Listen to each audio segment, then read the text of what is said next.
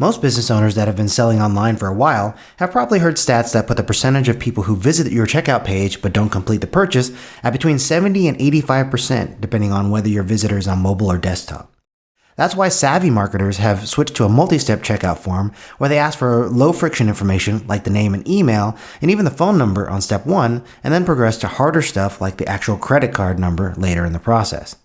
It's a perfect way for you to get their contact details up front so that you can send them emails or text follow-ups to try and recoup a percentage of the people on the fence. And with estimates of abandoned carts adding up to over $18 billion a year in missed revenue, this simple process can have a major impact on your business's success. But maybe you don't sell directly on your site. No problem. You can also use the multi-step shortcode to qualify prospects as part of a survey or application process as a virtual gatekeeper instead of dedicating the same time and effort on unqualified leads as those who are the perfect fit. The potential applications are literally endless.